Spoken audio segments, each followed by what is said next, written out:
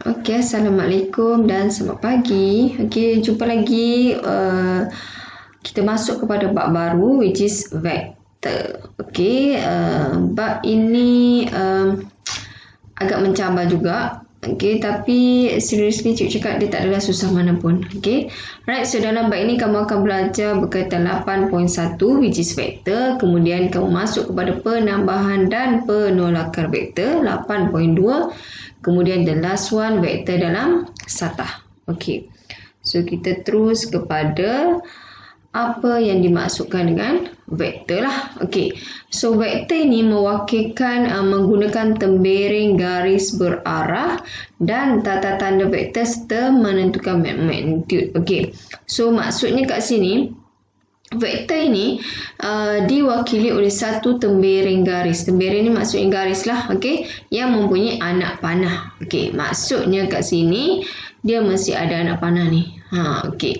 So garis berarah. So mesti ada arah ni, anak panah. Alright. So anak panah mewakili arah vektor. So anak panah ni mewakili arah. So dia bergerak ke mana? Dan panjang garis. So panjang ini, okey, garis ini mewakili magnitude. Okey, magnitude. Okey, so sebagai contoh, vektor bagi sebuah kapal layar sedang bergerak 7 km ke arah timur. So dari titik A ke B, maksudnya A ke B dia bergerak 7 km. Okey, so dia kata 7 km.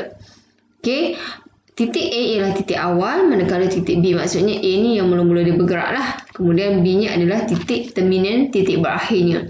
So vektor boleh diwakilkan dengan tata tanda. Okey, so ini tata tanda vektor. Selalunya kita akan tulis macam ni lah. A, B, dari mana ke mana. So kita ada anak panah ke atas situ. Okey, yang ni selalu kita guna. Ada bold. Cuma bila kita type guna laptop senang. Tapi bila by writing a hand, so untuk bold ni susah. That's why jarang lah guna yang ini. Okey, tak salah. Cuma dalam penulisannya kita lebih suka gemar yang ni lah. Okey. Atau ini kalau diberi titik A, B. Tapi kalau dia kata dia tak bagi titik. Cuma dia kata okey, magnitude dia bagi A macam ni. So maksudnya boleh diwakili dengan A. Okey, cikgu panggil ombak rindu kat bawah ni. Sebab senang. Sebab dalam vektor kalau kamu tak ada ni ombak rindu kat bawah ni yang cikgu sebut ni, cikgu suka sebut ombak rindu sebab mesti bila cikgu sebut macam tu mesti ramai yang akan ingat. Kalau cikgu duk sebut simbol kat bawah ni memang tak ingat. Okey. So dia akan A ombak rindu kat bawah ataupun bold. So that's why cikgu kata tadi bila nak tulis bold ni susah, takkan kamu nak buat dua kali macam tu kan. So that's why kita jarang guna yang ni lah. Alright. So magnitude bagi vektor boleh ditulis. Okey. So magnitude boleh ditulis sebagai, kita katakan ini vektor kita guna, so dia magnitude mesti ada macam simbol modulus. Okey, so ini dinamakan magnitude. Ataupun kalau tadi kita guna yang A maksudnya modulus macam ni. Okey, so ini kedua-duanya dikenali sebagai magnitude. Alright. So ini pengenalan sebenarnya, kamu dah faham sebenarnya apa vektor tu. Okey, so kamu dah tahu juga, okey, vektor sifar. So apakah vektor sifar? Okey, vektor sifar ialah vektor yang mempunyai magnitude sifar dan arahnya tidak dapat ditentukan. Okey, vektor sifar diwakili oleh kosong sebab dia magnitude dia kosong. Alright. So sebagai contoh macam dia kata, sebuah kereta lumba bergerak dalam bintang yang berbentuk bulatan. Okey, titik awal dan titik terminal bagi pergerakan kereta lumba itu sama. Kenapa? Sebab dia bermula kemudian dia berakhir pada tempat yang sama walaupun sejauh mana kan. So maka vektor bagi sasaran kereta lumba tersebut ialah vektor sifar. Sebabnya contohnya kalau kita kata daripada A ke B. Katakan saya bergerak daripada bandar A ke B kemudian saya patah balik. So bila maksudnya patah balik, maksudnya dia adalah vektor sifar sebab sasaran vektor bagi sasaran tersebut adalah sifar. Alright. So dua vektor adalah sama jika kedua vektor mempunyai magnitude dan arah yang sama. Maksudnya katakan macam ni. Cikgu kata sini titik A, B. So ini adalah vektor AB. Kemudian kita ada satu lagi vektor yang mempunyai arah yang sama, magnitude yang sama. Okey. So maksudnya kat sini kedua-dua ini memiliki ciri-ciri yang sama. So bila kita sama, kita boleh katakan AB ni sama dengan CD. Okay.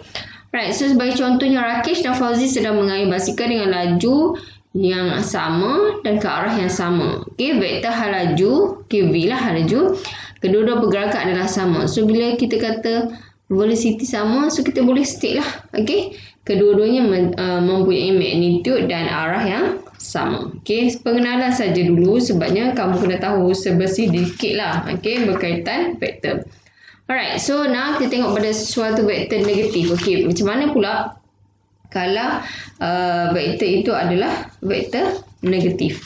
Okay, vektor negatif ini mempunyai magnitude yang sama, tetapi arah yang bertentangan. Okey, vektor BA ialah vektor negatif bagi vektor AB dan ditulis sebagai BA. Okey, contohnya macam ni.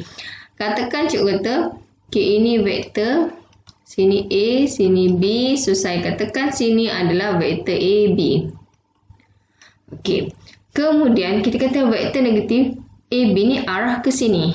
So vektor negatif dia mesti arah yang terbalik. That's why kita kata AB, okay, katakan kita nak cari BA kan. So BA sama dengan negatif. Sebab apa negatif? Sebab yang asal AB ikut arah ke sini. So bila kita lawan arah ke sini, so dia akan jadi negatif. Maksudnya negatif kepada AB.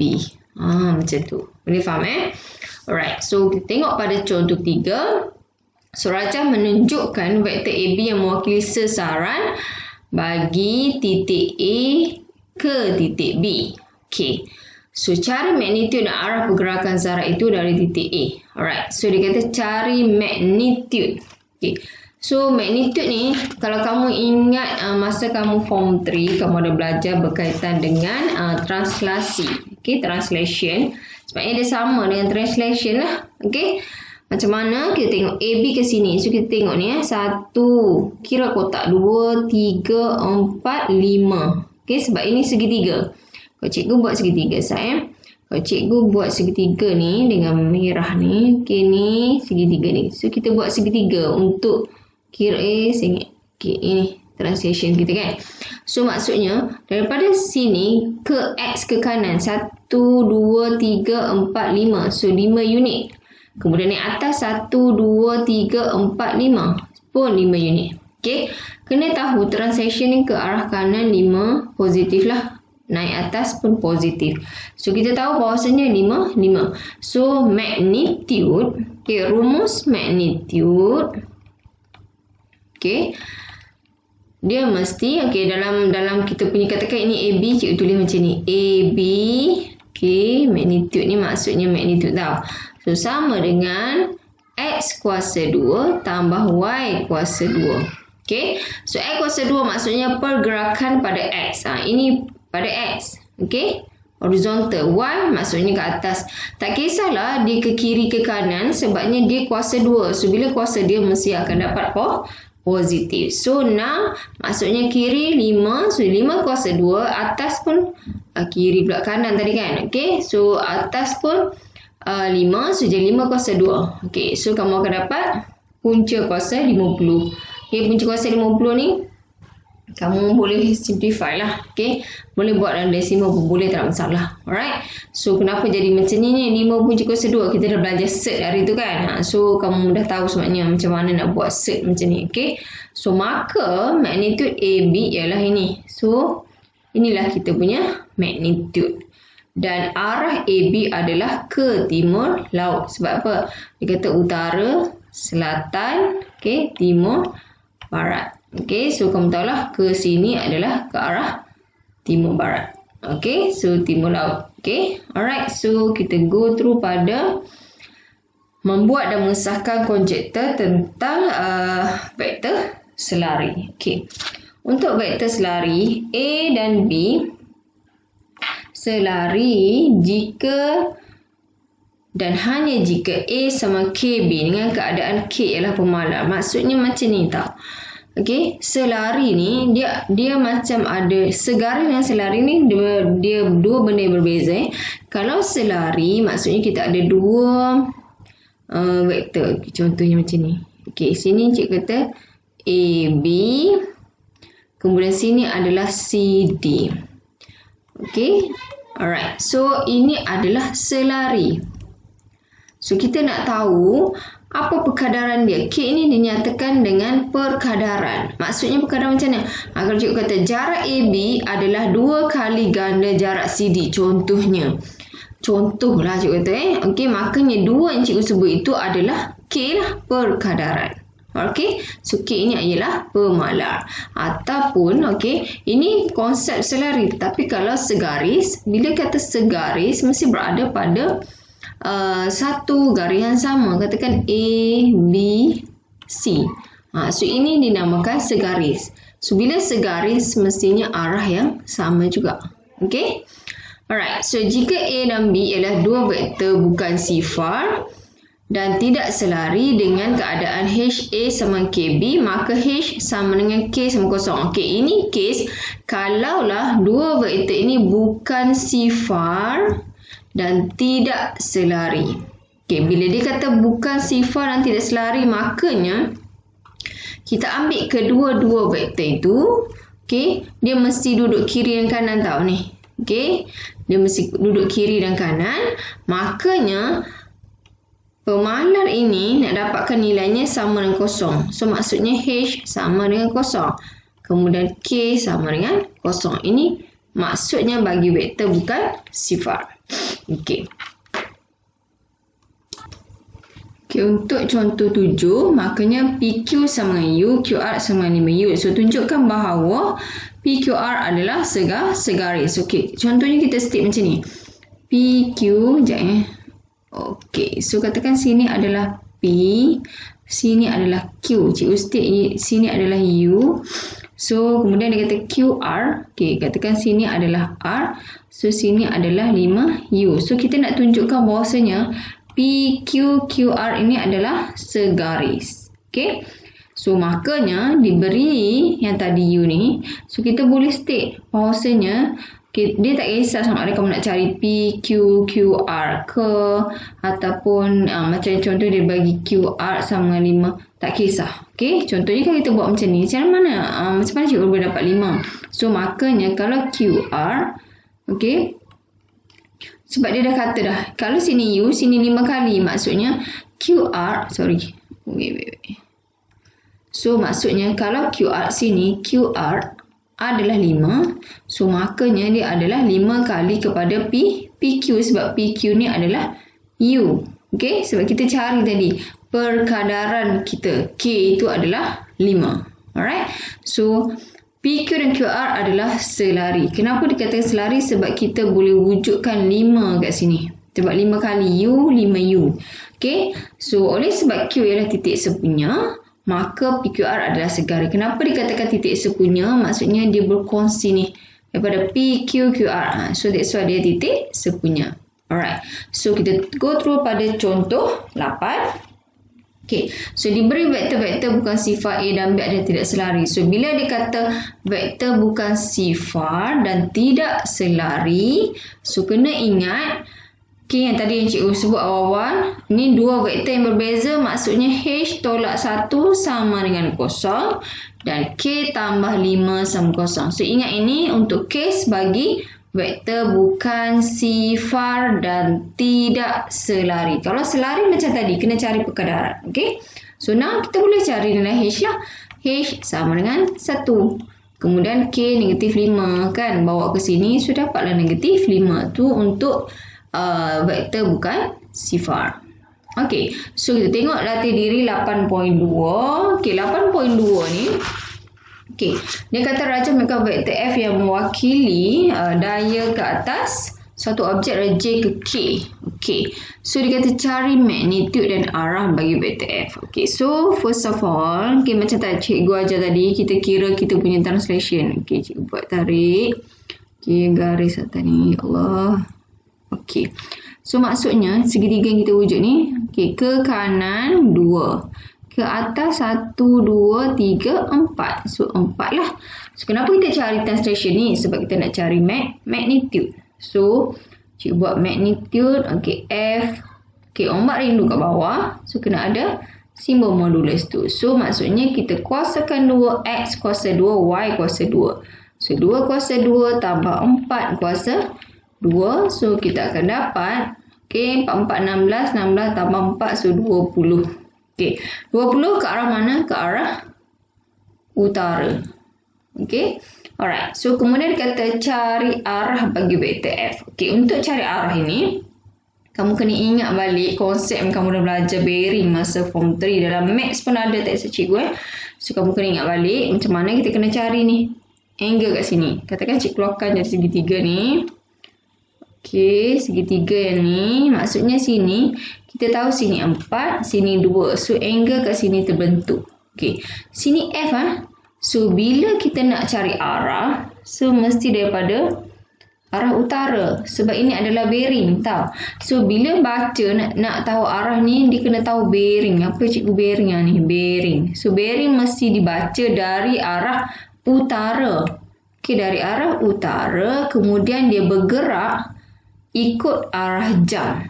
Okey, so kemudian dia berhenti pada vektor tersebut. So, ini vektor F yang kita nak. So, maksudnya sini bearing kita. So, kita nak cari arah inilah angle yang kita nak tahu. So, first of all, kalau nak tahu yang ni, kena tahu yang ni dulu. So, makanya kita guna ni. Opposite over adjacent. So, kalau opposite over adjacent, makanya tangent.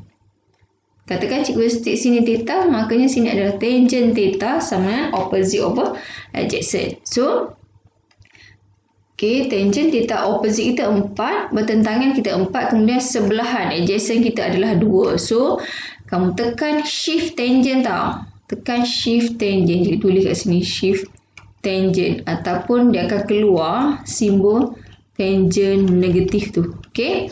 Shift tangent 4 bahagi 2 maksudnya 2 je, tekan 2 teruslah. Okey. So, kamu akan dapat angle kat sini adalah 63.43. Okey. Ke sini, maksudnya di sini adalah 63.43. Kita tak mau angle yang ni tau. Kita nak angle sini. Yang cikgu ni color ni. Ni. So, makanya kita tahu sini daripada arah utara ke sini ada 90. Jadi, sini 90 tolak 63.43. So, kita akan dapat, apa cikgu kira tadi ya? Okey, 26.57 degree. Okay. Ini bukan jawapan lagi sebab arah bila menggunakan konsep bearing dia kena tulis dalam tiga titik perpuluhan di depan tu, sebabnya dia 360, so dia kena 3. So kalau 26 dia akan jadi 026.57. So inilah arah bagi vektor F. Okey, boleh faham sebenarnya kamu dah belajar bearing ni, simple je. Okey, so tengok pada latih diri 8.2. So, rajah menunjukkan sebuah heksagon sekata ABCDF. Okey, yang ni cikgu tunjuk 1 AB, kemudian tunjuk yang ni. So, ini BC cikgu start ya. So, ini kamu buat Alright. So, katakan AB, vektor yang sama. So, AB. So, sini AB kan? So, kita cari mana yang sama arah. Tengok sini. Sama kan?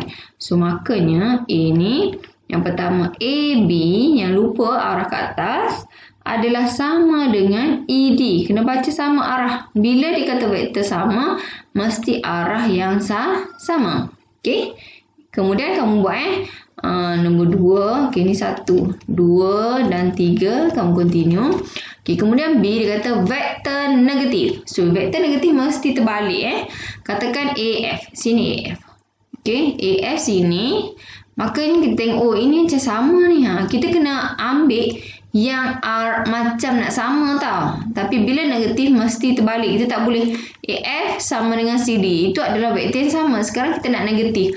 Makanya AF sama dengan negatif DC. Kenapa? Sebab, okey, sekejap cuba dah. Okey. Okey, kejap tau. Okey. Tengok kita nak AF. So, sini AF. Sepatutnya dia sama CD. Bila kita nak negatif, kita kena terbalikkan dia lah. So, kita kena baca daripada D ke C. Okay, yang 2 dan 3 kamu selesaikan. Okay. Alright, so for the next, kita tengok latih diri 8.3. So, nyatakan setiap vektor berikut dan sebutan A. Okay, yang ni kita nak kira perkadaran. Okay, yang ni cikgu tunjuk 1, 2 ke, kemudian kamu continue. Okay, yang pertama, kita kena identify dulu A ni banyak mana. Kena kira translation. So, A 1, 2, 3, 4. Okay, so cikgu tulis dalam bentuk translation. A ni adalah 4. Okay, naik 1, 2, 3, 4. So, 4, 4. Okay, ni translation. Okay, so now katakan cikgu kira untuk PQ dulu. Okay, ingat arah kena fikir. So, PQ. Okay, cikgu tulis sini PQ sini. So, PQ adalah 1, 2. Okay, 2. Kemudian naik atas 1, 2. So, now kita nak tengok. Nyatakan setiap vektor dalam sebutan A. Maksudnya kita nak buat perkadaran tadi. Okay, berapa yang kita boleh buat perkadaran dia, sama ada dia apa, nak tentukan dia selari ataupun tidak tadi. Okay, so makanya kita tulis macam ni lah. A, okay, kita nak cari PQ kan. So, makanya PQ sama dengan KA. K siapa perkadaran tadi? So, PQ kita adalah 2, 2. Cikgu tulis senang, nampak. So, KA kita adalah 4. So, now kita nak cari K je. Sama ada nak ambil atas dengan atas, bawah dengan bawah, boleh tak masalah. So, cikgu ambil atas jadi 4K sama dengan 2. So, K sama 2 bahagi 4, 1/2. So, makanya kita boleh katakan, ambil balik yang sini. Ambil balik yang sini. PQ sama dengan 1/2 A. So, inilah nyatakan setiap vektor berikut dalam sebutan A. So, ini PQ dalam sebutan A. Okay, boleh faham Okay, so cikgu tunjuk yang sini pula. Untuk 2 ini, kamu selesaikan. Okay. Kita nak sebutan A. Sekarang A kita dapat dah tadi kan? Kita nak cari translation untuk X pula. Okay, kita kira segitiga ni. Okay, sorry. Alah, shit. Kita tekan je. Okay, 1, 2, 3, 4, 5, 6. Okay, so X ni, cikgu tulis kat atas. X ini, okay, dia punya translation 6 ke atas. Kemudian 1, 2, 3, 4, 5, 6. Okay, dia 6. Sama je bila nak kira perkadaran ni. So, kita nak cari X ni berapa dalam sebutan A. So, X sama dengan KA lah. X kita adalah 6. Okay, sebabnya kamu boleh congak tak. Cuma bagi yang tak nampak lah, cikgu tunjuk satu ni. Kalau siapa nak congak, tak ada masalah. Congak je lah. Okay, kamu boleh faham, congak saja. Tapi kamu kena tunjukkan perkadaran ni. Alright. So, A kita tadi adalah 4, 4. So, kita ambil salah satu je. So, 4K ni sama dengan 6. So, 4K sama dengan 6. So, K 6 bahagi 4, kamu akan, okay, 3/2. So, ambil balik yang asal ni. Kita nak sebut X sama dengan, okay, X sama dengan 3. 3/2. Tengok balik yang ni kan. So, inilah X dalam sebutan A. Alright. So, ini adalah untuk X. So, cikgu nak kamu continue untuk Y. Kemudian untuk RS. Okay. Satu lagi cikgu nak beritahu. Cikgu betul ke ni? Ini arah dia ke bawah. Okay. Tapi ini arah ke atas. Makanya sini kena letak negatif. Okay. Jangan lupa sebab arah dia bertentangan. Walaupun kita kira. Tapi arah ini ke bawah. Sebab kita nak guna sebutan A. Makanya kena letak negatif. Okay. Nak letak negatif awal pun tak ada masalah. Okay. Cuma make sure kamu faham kenapa negatif ini, sebab arahnya bertentangan. Alright, so next kita go through pada soalan nombor 2, latih diri 84. Okay, tunjukkan bahawa LM dan N adalah segaris. So LM sama dengan 6X dan MN sama dengan 18. Okay. So kat sini bila dia kata segaris. Segaris maksudnya kena tahu perkadaran lah. So cikgu tulis macam ni. LM sama dengan KMN. Apabila kita nak stick segari ke selari, kena tahu K tau. So, LM kita tahu 6X. K yang kita tak tahu, so MN adalah 18X. So, X ini boleh padamkan sebab dia sama kan. So, jadinya 18K sama dengan 6. So, K kamu akan dapat 1/3 lah. 6 bahagi 18 akan dapat 1/3. So, makanya kamu boleh katakan LM adalah 1/3 MN. Okay, bila kamu dapat macam ni, maksudnya dia adalah segaris yang mana M ini adalah titik sepunya. Tadi cikgu dah bagi tahu kan? Sebab dia bila segaris dia sepunya lah. Alright, so next.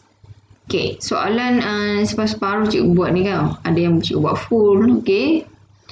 So, kamu continue lah. Okay. Alright, so diberi vektor bukan sifar. So, ingat balik vektor bukan sifar macam mana So, cari nilai M dan nilai N. Okay. So, bila vektor bukan sifar, maksudnya tengok dua vektor yang berbeza ni kena samakan dengan kosong. So, jadi 4M tambah 3 sama dengan kosong. Dan N tolak 7 sama dengan kosong. Okay, so kamu cari M berapa. So, ini macam linear equation saja. Okay, ini dia dah asingkan tau. Bila kamu nak kira vektor yang bukan sifar, kamu kena letak dua vektor ni kiri dan kanan. So, kamu tengok yang ni. Oh, cikgu dia letak kosong belakang. So, kena alih ke sini. Dia akan jadi M tambah N tolak 1 untuk vektor U sama dengan M tolak 2N tolak 10. Cikgu, kenapa dia tak bergerak dia punya negatif? Kita dah bergerak ni. Ni negatif yang besar. So, bila mai sini, dia akan positif. Yang dalam tak efek. Okay? Sebab dia negatif kat luar dah efek. Alright. So, makanya M tambah N tolak 1 sama kosong. Satu lagi, M tolak 2N tolak 10 sama kosong. Nampak tak ada dua persamaan? Bila ada dua persamaan, kita nak kena selesaikan guna persamaan serentak. Okey, cikgu buat macam ni. Okey, satu. Ini lag equation pertama. Kemudian M tolak 2N sama dengan 10. Ini adalah equation kedua. So, gunalah. Cikgu letak kat bawah ini. Senang kita nak guna hapus. Okey. So, ini cikgu letak kat bawah. Okey. So, bila nak hapus, cikgu buat kat sini 1 tolak 2. So, tolak M tolak M, kosong tak ada. N tolak negatif 2N, dia akan jadi 3N. Sama dengan 1 tolak 10, jadi negatif 9. So, dapatlah N berapa kira Kemudian, bila dapat N, masukkan dalam formula 1 atau 2 untuk dapatkan nilai M. So, tolong kira M Kamu dah belajar persamaan serentak ni masa form 3 banyak dah. Alright. So, next. Kita masuk pada soalan nombor 4. Okay, cikgu bagi dah separuh kamu senang dah nak jawab. Okay. So, diberi X, Y dan VW vektor selari. Okay. Bila selari, kamu kena ingat perkadaran. Okay. 6 unit dan VW ada 21 unit. So, ingat beza selari dan segari tapi dia menggunakan konsep yang sama.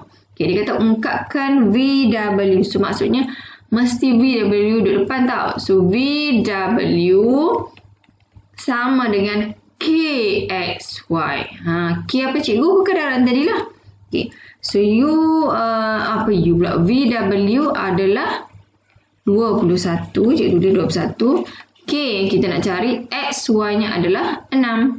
So, jadi kamu akan dapat 6K sama 21. K kamu akan dapat 21 bagi 6, kamu akan dapat 7/2 tau.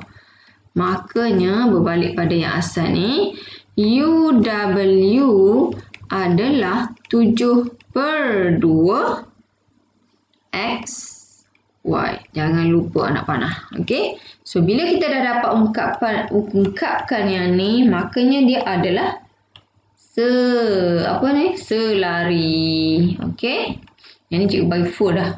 Alright. So, tengok nombor 5 the last untuk hari ni lah. Okey. So, 8.1 cikgu habis sekarang ni. So, titik-titik PQR adalah segaris. Okey, yang ni jawapan belakang salah tau. Okey. So, PQ adalah A, kemudian QR adalah K tolak A. So, bila dikata segaris, cikgu boleh lukis segaris macam ni. Dikatakan sini adalah P. Sini adalah Q. So, cikgu tulis A kat sini. Okay. Kemudian dia kata QR ialah K tolak 2 tolak K tolak 2A. Okay, kita tak mahu tulis lagi. Kita baca dulu. Okay, cari nilai K jika, ni 2 ni tak nampak. Okay. Jika PQ adalah separuh PR. Kat mana letak PR? Sebab dia kata separuh, mestilah Q ni duduk tengah tau. PQ adalah separuh PR. Kan? Maksudnya PQ separuh PR. So, mestilah Q itu adalah berada di tengah-tengah ayat dia. So, makanya QR yang dia tadi bagi ni, barulah kita tulis kat sini. Okay, so, kita tulis kat sini K tolak 2 A. Okay.